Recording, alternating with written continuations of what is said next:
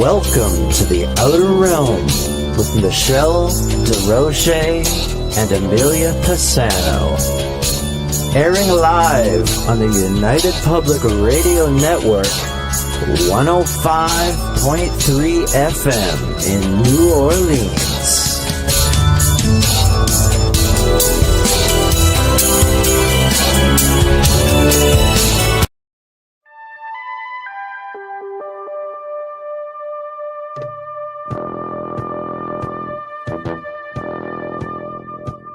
Tune in to UFO Undercover, Wednesdays at 8 p.m. Eastern, with your host, Joe Montaldo, right here on the Paranormal Radio Network.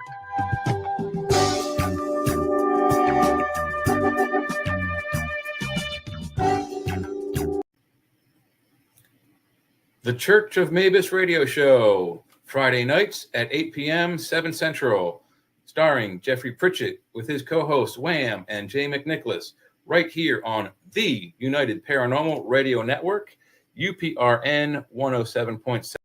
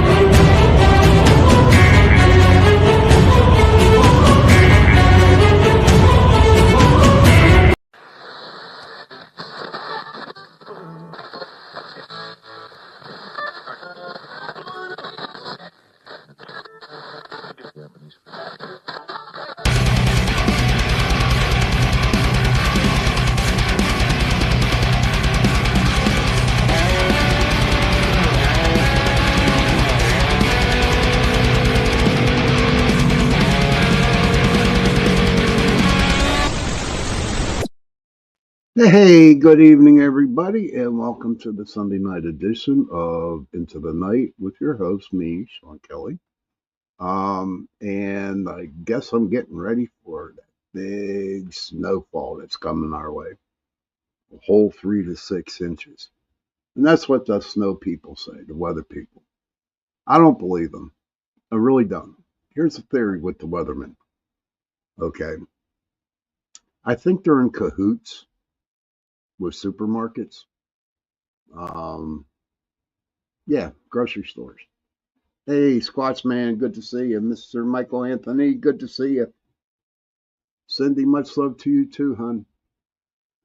But I think they're in cahoots with the supermarkets and all, because it just seems like, okay, let me call up Giant Eagle or Shop and Save and say, hey, maybe we can tell them that we're going to get like 3 to 6 inches or 4 to 8 inches of snow. And then they broadcast it all over the place. And then, trust me, there were so many people shopping over the weekend. I haven't seen so many. I think in fact, to be honest with you, our store, we kind of ran out of meat almost. We're scrounging up everything we can get. So I think they're in cahoots. Tell me what you guys think. I think they are. But I want to thank UPRN Talk Radio, 105.3 Mississippi, 107.7 New Orleans, for allowing me to give you tonight's hour show. And I'm also on Tuesday nights, 8:10 to 9:10 p.m. on the same channel, on the same platform. Hey, Michelle, good to see you. In fact, Michelle's going to be a guest of mine on the 14th of this month. I'm looking forward to having her on the show. She's going to talk about all her ghostly encounters where she lives, which is like pretty cool. Hey, where's Jay? How good to see you, hon. What do I think? Laughing my ass off. It's Michael.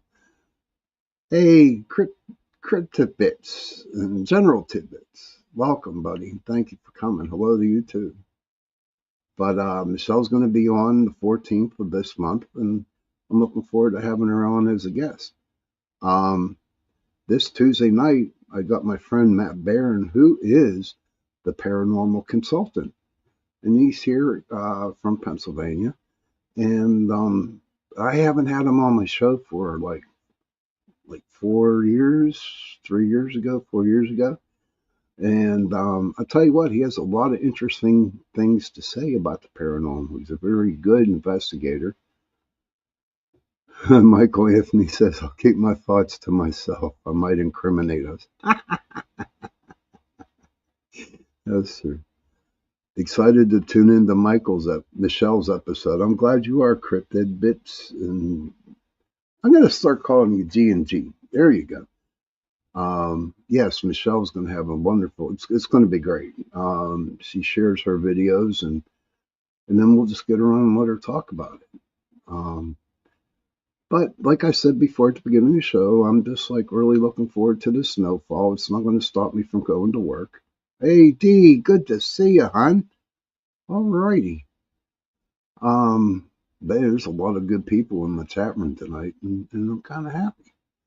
So my topic was tonight, weird Pennsylvania, but I'm also going to be talking about the different places that I have investigated that were really extremely haunted.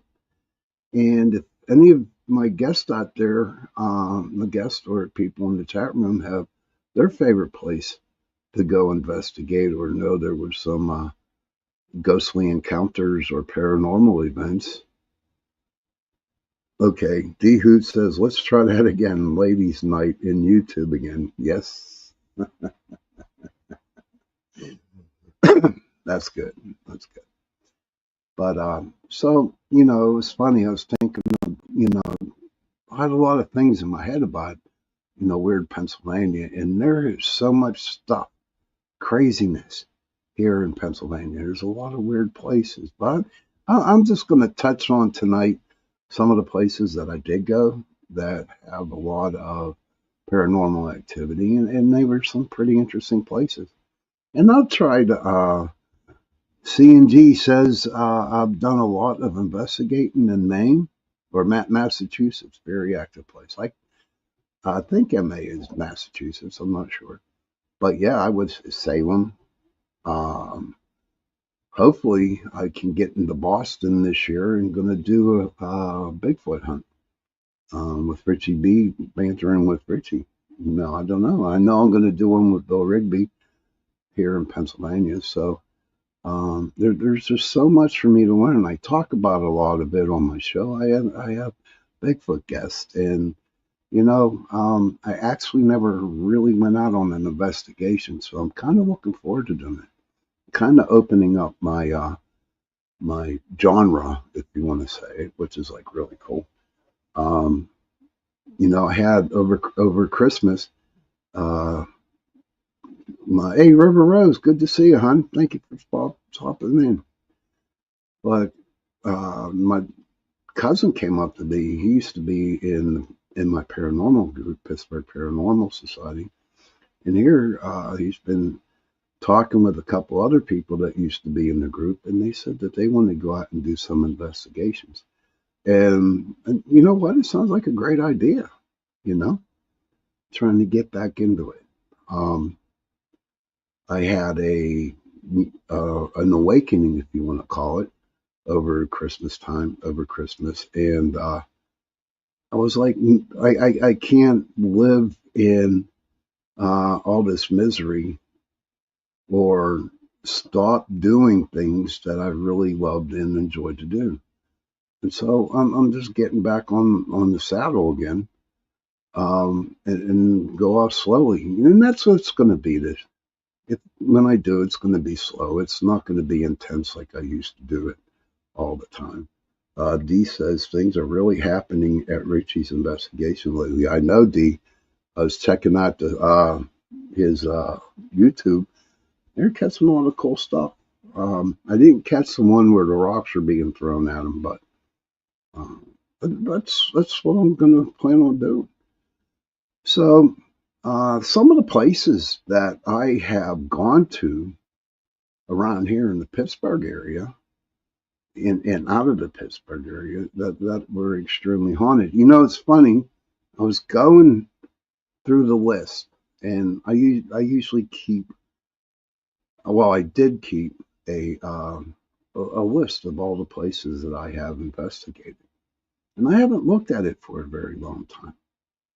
And so the other day I just picked up the list. I saw it was hiding under all kinds of papers and stuff like that. And I'm like, holy crap.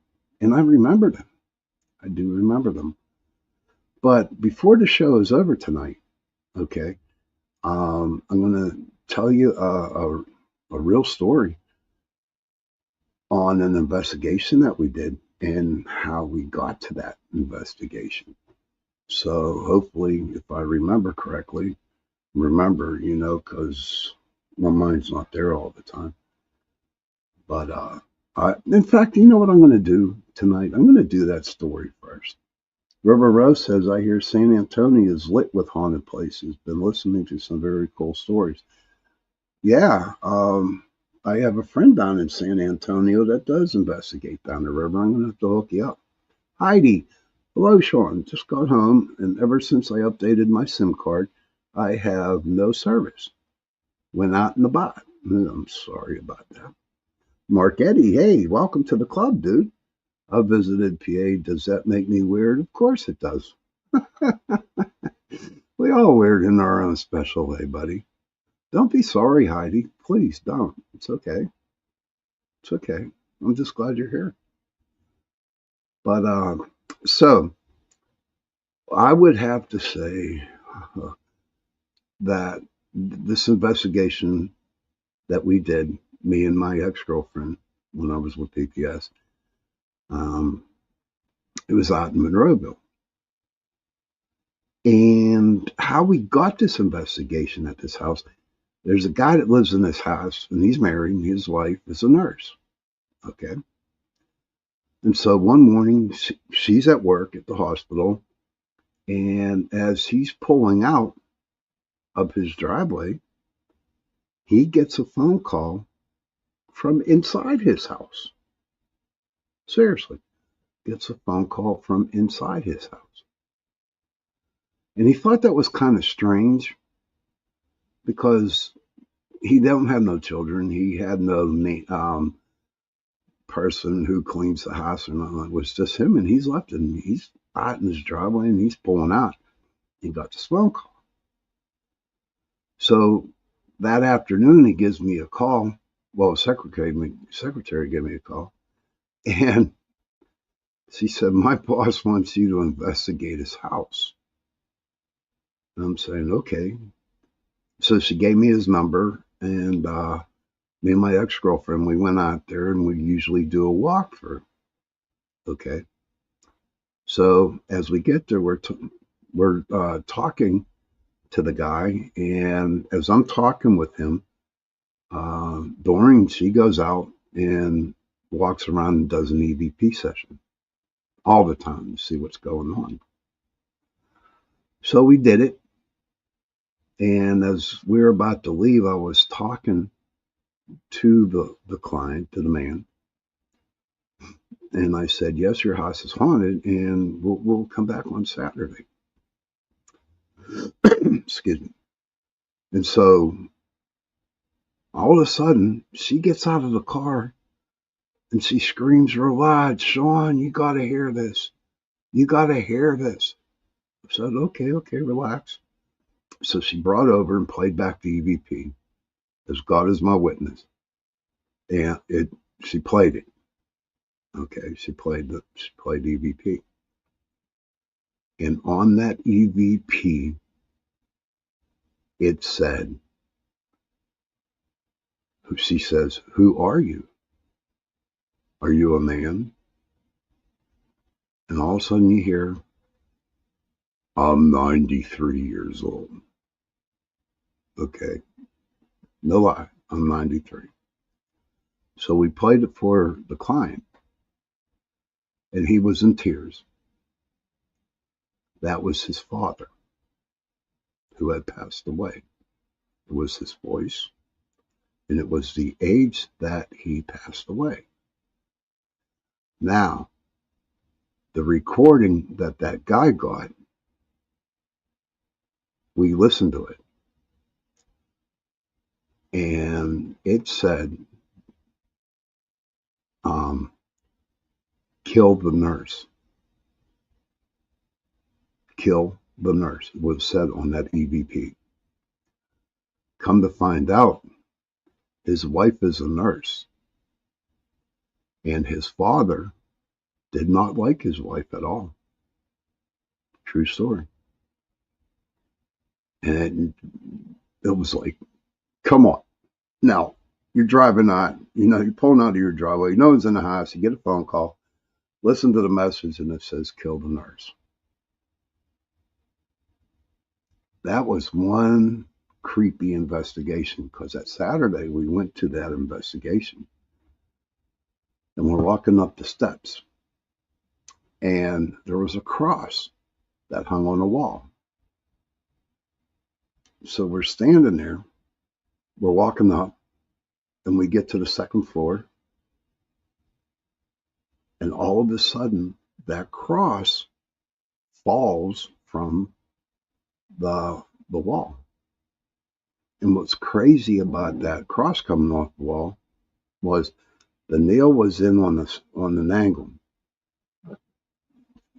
And River, real quick, my buddy Anthony's in the room. He's from San Antonio. You might want to hook up with him if you want to investigate.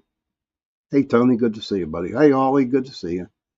So the nail sticking in like this, and so to hang the cross. So we're up there in the hallway in the second floor, and all of a sudden that cross came off the wall. And the only way for that cross to fall off the wall was to actually lift it up and drop it. I almost ran for the hills, ladies and gentlemen, when that happened. It really did. It turned out to be a very good investigation, very good. One more incident that did happen at that place was it was during the walkthrough, and Freighter, how are you, buddy? Where's Singing PA? And he says, this guy. No, you're not. You're a good dude, Freighter. But another thing, real quick, as we were doing the walkthrough, the nurse was there. His wife was there. And she was actually holding a wine glass in her hand. No lie. And we're all standing around talking, and that wine glass got smacked from her hand and broke the glass. I mean, this guy, his dad, man, had it out for this lady. I swear to God. It was terrible. And she got to her wit's end, and she was just getting tired of it all. And I don't know what happened after that. We never kept in contact. But that is crazy when your father calls you, who's dead, who's 93, from inside the house and say, kill the nurse. Oh, the nursing thing tonight. I think there's a nursing thing tonight. I don't know, man. Nurses are great. I mean, they're solid in my heart. Nurses are good. But I wanted to share that story with you because it was fresh in my mind. And I have so many other stories that I could tell you, but that particular one really stands out. So we did investigate the house, and we got a lot of evidence, and we did clear the house out, and we never heard back from the guy ever again. So my theory is, if you don't hear nothing in return, you must have did your job. That's the way I look at it. But I had to get rid of that. I had to not get rid of it, but I had to tell you that story. Now this house was in Monroeville, but there was a cemetery in Monroeville, and it's really big for this one ghost.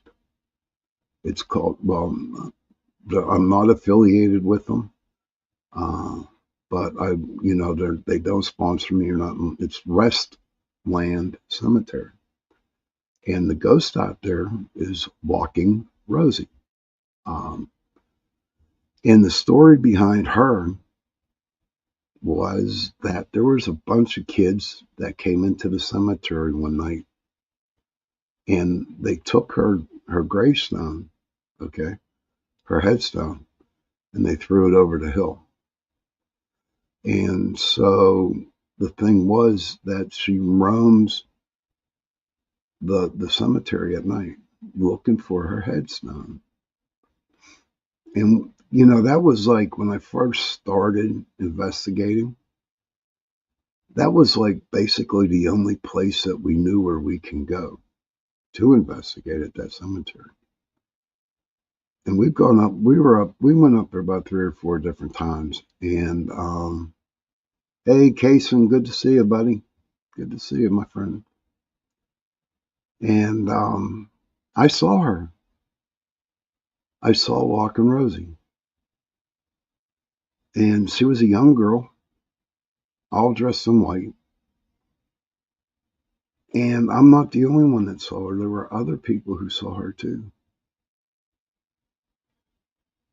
So she used to play games with us, because she'll show up maybe about 30 yards away from us or anybody.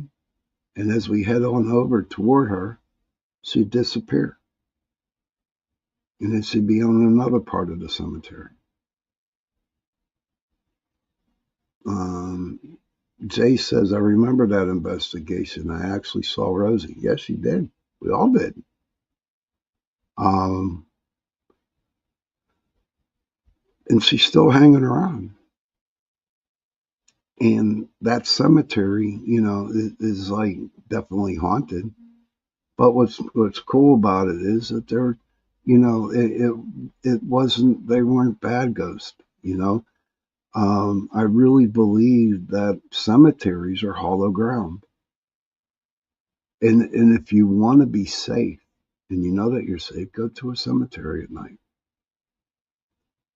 And you'll be okay. You will feel safe.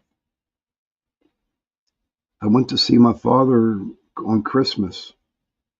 He buried in Holy Souls Cemetery out on the Parkway here in Pittsburgh.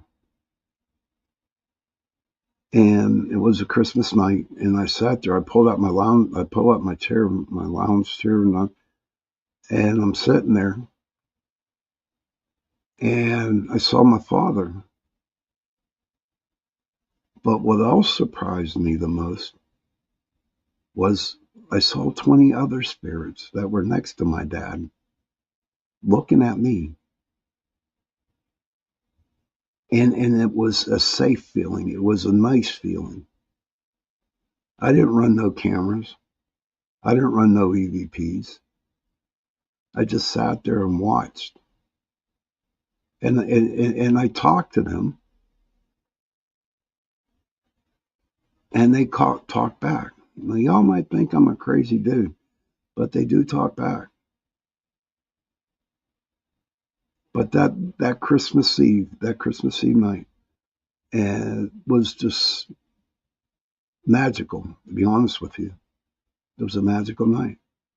It was freaking cold, but I wanted to see my father, visit his grave. Christy Bailey says, I go to cemeteries for peace when I have free time during my day. I'll even go there to eat fast food just to get away from people. Yes, Christy. I used to do that a lot too, but I haven't been doing it much. But cemeteries are the best place. I love cemeteries. They're great. And so that Christmas, like I said, was very magical. I got to see my father, plus I got to see a bunch of other spirits that hang out or who are buried in that cemetery. So, speaking of cemeteries, okay, think about this, right? So, you died in 1900 and you're into cemetery.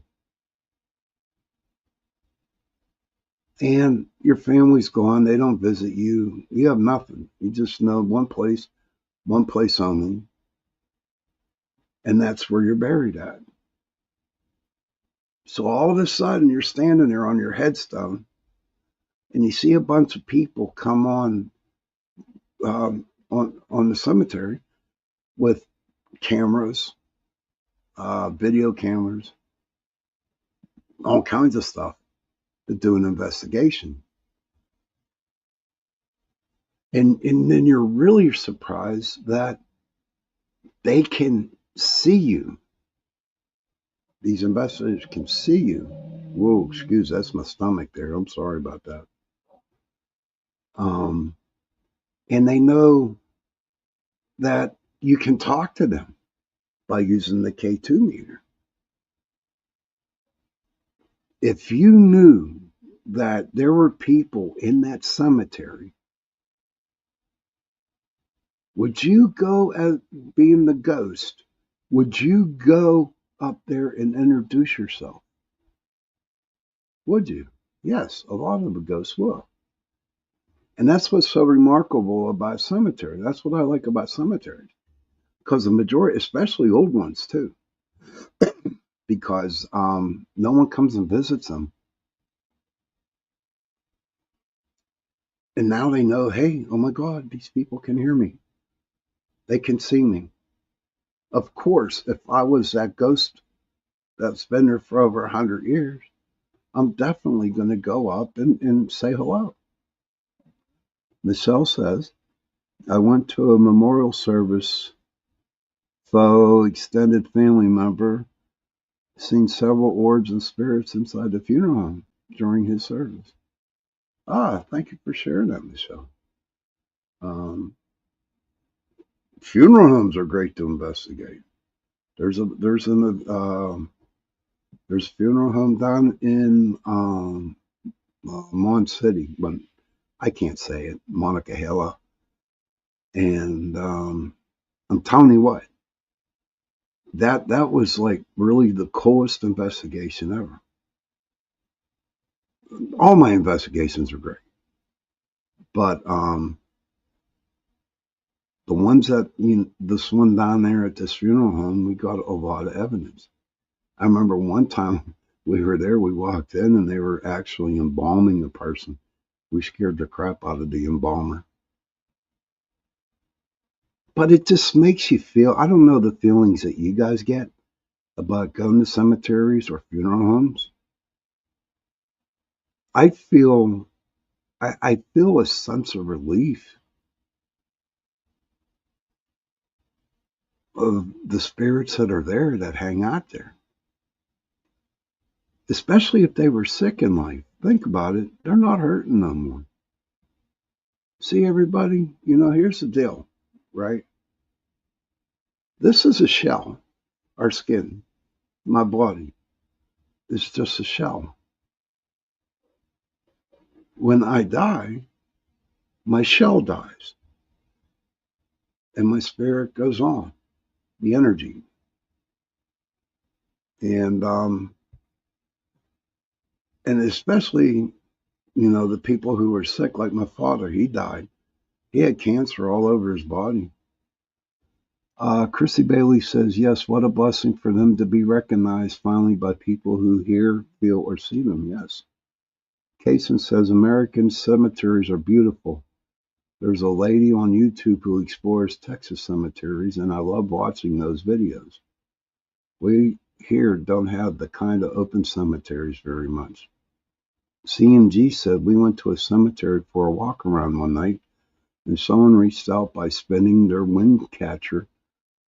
Only when we turned the corner and stopping on site, we got it all on video and also on EVP. Heidi says we're just vessels, and that's all we are, is a vessel. Because our spirit inside, man, that's the one that takes off. And if you're hurting, if you're sick, and you die, there's no more pain. There's no more pain. C&G says, I felt she was reaching out if maybe she had no visitors. A lot of those people who are buried in cemeteries, don't get visitors at all, especially when you're driving like on a country road. Okay, and as you're driving, you see like a little plot, maybe 5 or 6 headstones, and you pull over. I do. I pull over and get out, and I just say hi, and it's just like great. It gives you that good feeling, and you can sense the spirit's feeling good that somebody actually stopped by, you know, to say hello to them. Christy says funeral homes are sad, cemeteries not so much. Jay says the question I have is why those souls are still earthbound. Good question, Jay. All right, here's the deal on that. And for all the investigations that I have done, you know, and doing all the research and stuff, seeing when you die, okay, say like me and Heidi are married, okay, we're married, and we've done everything for over 50 years. We never left each other's side. Denise McConnell, good to see you, hon. She says whenever I visit family graves at cemeteries, I say hello to the neighbors in case they are checking in. That's that's good to do. That's good. Like, thank you for sharing that, Denise. But all of a sudden, I'm with Heidi, and we've been together 50 years, did everything together, never left each other's sight, did everything. And all of a sudden, I die. Okay? And I die. And I see Heidi there just mourning and feeling sad and hurt and crying. There is no way in hell on God's green earth that I would leave Heidi in the stage that she is in of mourning. Never. I'll hang around until she's okay with that. Now, that was just a scenario. That's just a scenario. I had to come up with 2 names. But a lot of the souls, a lot of the people, Sean Ritchie came across 2 very old headstones in the middle of the woods. Couldn't read them, but it seemed so out of place. Hopefully he'll do a Rob. I hope so too. I got to talk to him about that, D, and see what he comes up with. But that's the first thing. I'm not going to leave my wife or my girlfriend or whatever until she is okay with me being, gone. Another reason that a lot of people here are on Earthborn. Kaysen says, cemeteries remind me of our fleeting nature. One day I'll be lying like this or burned away. This is consoling thought to me because living in a hard time, hardships, disappointments. Another reason why that people stay on Earth. See, when we were born, okay, when we were, Heidi says, I would feel so lost, and I never thought of earthbound spirits here for that reason. Oh, okay, Heidi. But here's another reason. See, when you pass away, the light opens up. And even in that, even in spirit, you still have that choice to stay on earthbound or go to the light. Okay. The first one I told you about how when 2 people, man, makes so much sense though. Thank you. Now, when I was growing up, I went to a Catholic church. And all my life, I was told if I committed a sin, I'm going to hell. It was drilled into my head since I was young. And I did 8 years of grade school, Catholic, 12 years of Catholic grade high school. But it kept on being drilled into my head that if I commit a sin, then I'm going to hell. Now, when a lot of people, especially my age, are a little bit older now, when they die, they are so afraid to go into that light because they know they have sinned. And they are afraid to go to that light because they think they're going to go to hell for being a bad person or whatever they think they did. So that's why they stayed on earth. And another thing is there's a lot of unfinished business too, especially the people who die quickly. And sometimes it's sad, but they don't realize that they're dead. And they go searching for the reason why. You know, some of them want to make sure that the bills get paid. Some of them want to make sure things are on the up and up before they depart. But my question to you, ladies and gentlemen out there tonight, even though you had that opportunity to go to the light, would you go or would you stay? Think about that question before you answer it. Seriously, would you go or would you stay? Heidi says, makes so much sense though. Michelle says, we are human. We all sin. Yes, we do. But we carry all that sin when we pass. And even though we're a spirit, okay, Tim Vogel, good to see you. Michelle said she'd go to the light. That's cool. Tim Vogel, another good Bigfoot hunter there. Very good dude. Good. Him and his brother. Awesome people. I don't know what I would do. It would probably be, you know, in the where I'm at in my life before I pass away. Heidi says, I honestly think I would stay. I'm very determined when passionate about something. Yeah, Michelle, faith over fear.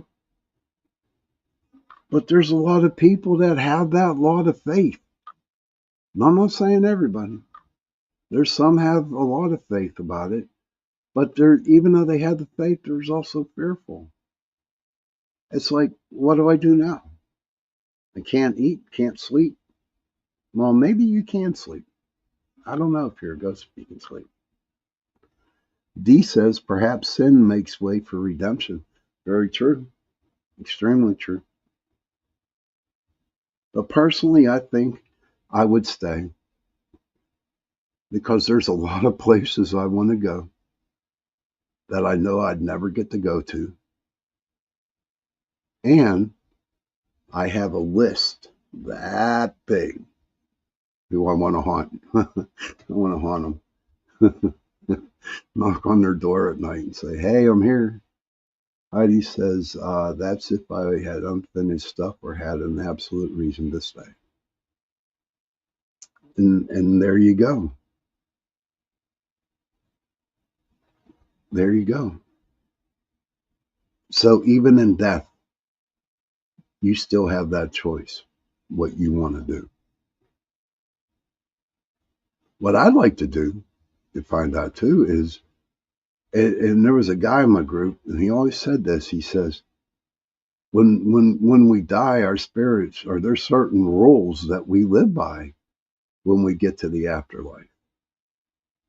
Are we allowed to travel from here to here, or do we have to stay in one place?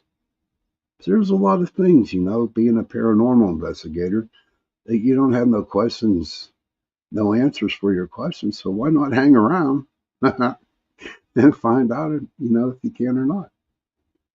Heidi says, oh my hell, I say that a lot about haunting people.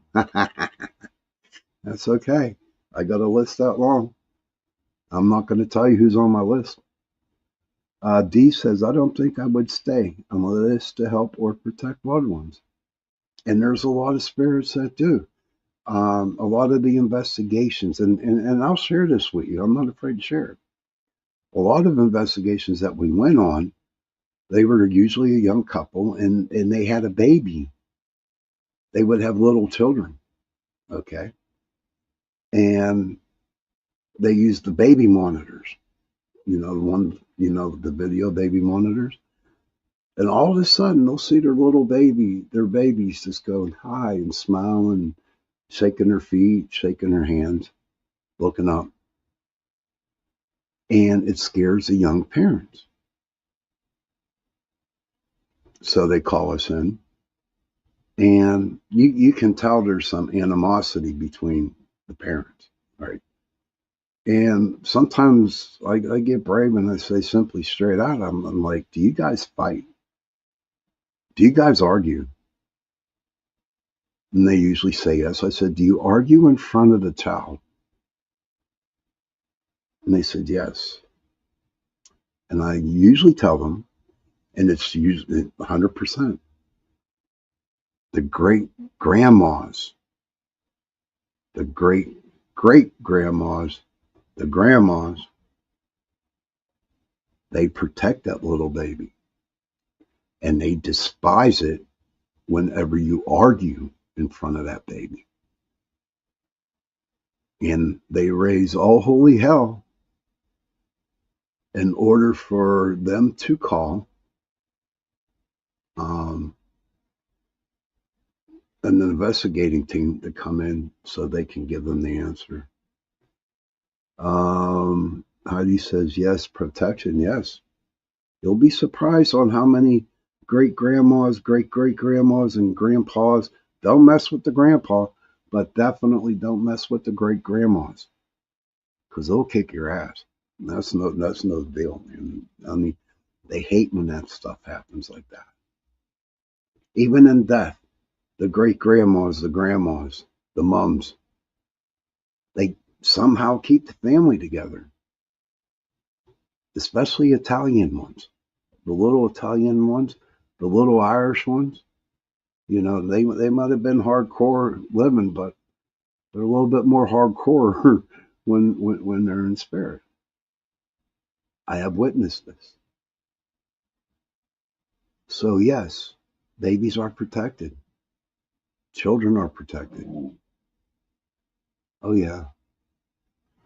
And it's just amazing just to see how they do it. It blow your mind.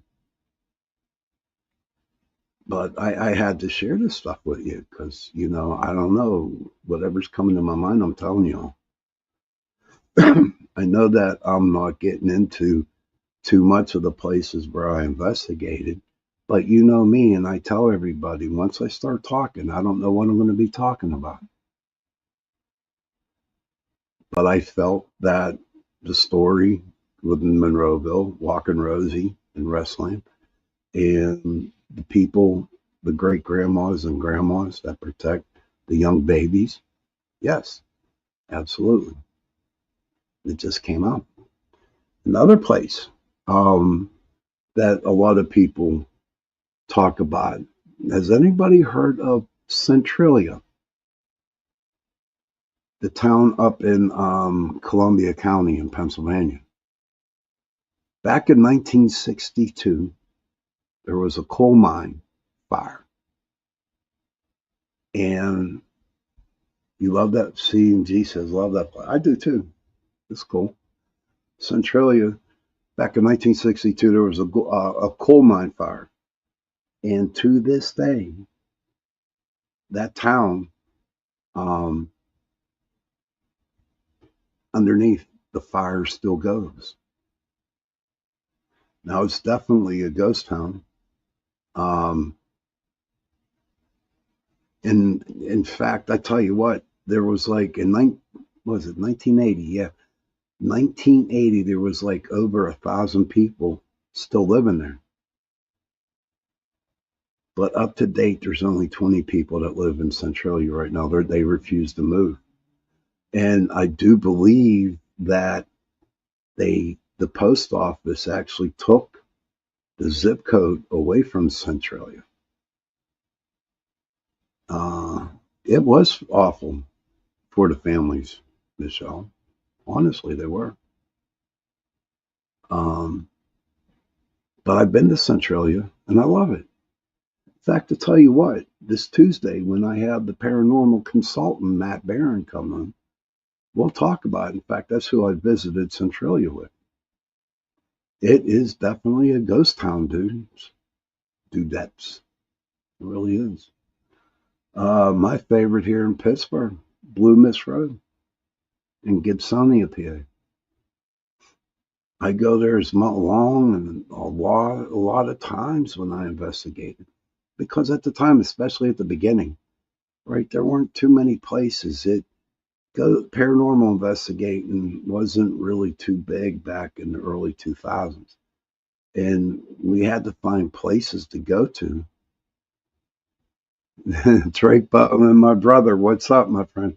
Drake Bowman, he is the founder of the Oakmont Paranormal Society here in Pittsburgh. Very good investigator, a very good friend of mine. But he'll tell you straight out, me and him can't investigate together because we're on opposite sides of the investigation. But I go on a hunt with him all the time, and but Blue Mist Road to me is the place to take brand new investigators. It is scary. It is extremely haunted. The little backstory about that was that before it became North Park, it was a farm.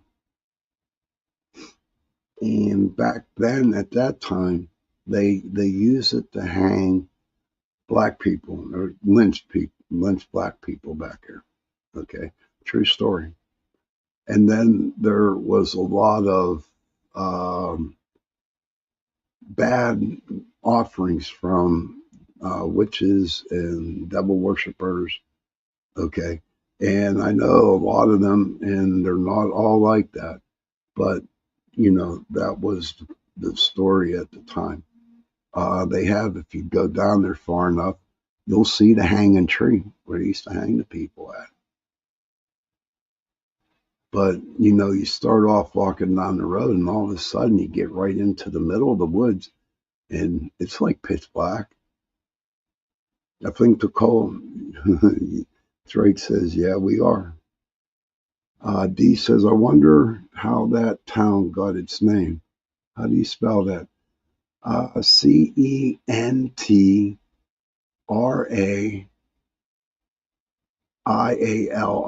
something like that, Centralia. And so if you're ever in Pittsburgh, look me up, look Drake up, and we'll take you out to Blue Mist Road. I'm telling you, it's like really, really freaking creepy. But you know what? It's getting close to the witching hour here, guys, ladies and gents. And I know that I'm only getting an hour, and I only get an hour on Tuesday nights. But you know what? I could have gone another couple hours. That's right, Drake. We definitely got to hit that road this year. Heidi says, definitely want to get over to the East Coast someday. Heidi, you'll love it over here. Once you get to the East Coast, you'll never want to go back up to the West Coast. Never. The East Coast is where it's at. True. But I want to thank everybody for coming in and listening to the show tonight. I had a fun time. Okay, I'll PM you and we'll make it happen, dude. We'll make it happen this year. Too cold to go out there now. But thank you everybody for joining the show. Don't forget, this Tuesday, I'm going to have my friend Matt Barron, the paranormal consultant, on as a guest. Good night to you, Christy. Thank you for stopping in. It's always good to see you. And children, if you can, please go to your parents, give them a hug, and tell them that you love them. And children, parents, please go to your parents, give them a hug, and tell them that you love them. And if you have no parents, if you have no children, please give them a hug. Find somebody, give them a hug, and tell them that you love them. Because those 3 words go a long way. And on that note, thank you for stopping in. Happy hunting, and I'll see you Tuesday night.